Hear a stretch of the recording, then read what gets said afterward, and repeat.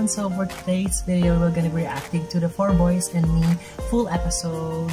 And I know guys na sobrang ganda nito kasi napanood ko yung episode 1 nito, hindi lang makapag-reaction video, but oh my god, yung editing dito is talaga namang napakagaling. Okay, so let's go na agad-agad in 3, 2, 1, action, play. Hoy, ikaw! Hoy! Don't throw that notebook!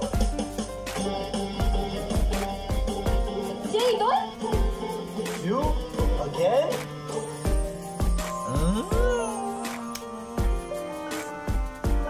May ganon? So, ayun na nga. Naiwan natin sa akin?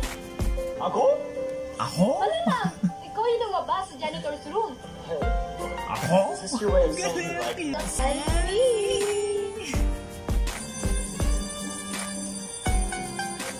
Ang galing mo kanya ng series. Kasi Poor Candice, diba? hindi ka na yata makakabalik sa normal lang.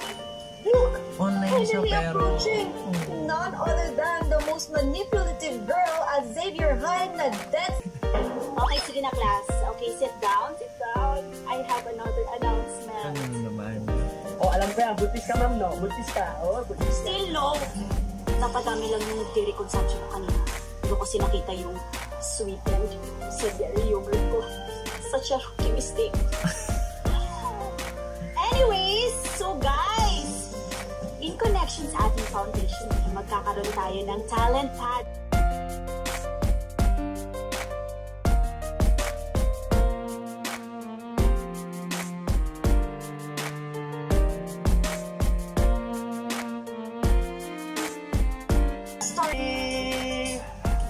Jayden!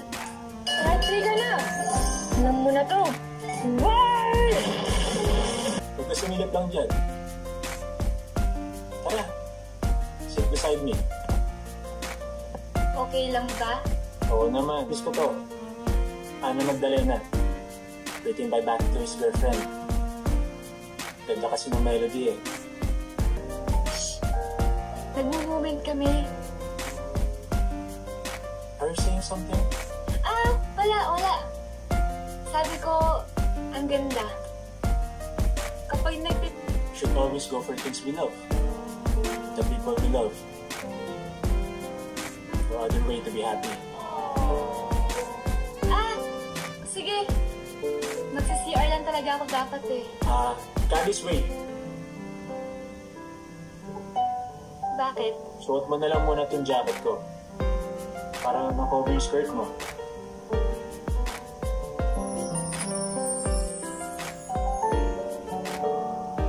Thank you Just so you know, it's... Banana ketchup.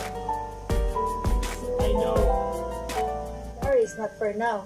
Ang tanong ngayon, ano na girl? Musta naman ang height na tumitibok na puro ka nalang Marky? Rinig na rinig ko, oh. Okay, Candice. Kalma ka. Dati mo lang siyang crush. Ex-crush na yun. Ex! Okay guys, so thank you for watching. Thank you so much for watching. If you guys haven't subscribed to my YouTube channel yet, please click the subscribe button and hit the notification bell para, updated ka sa lahat ng mga uploads and videos ko. So yun guys, thank you so much for watching and see you on my next video.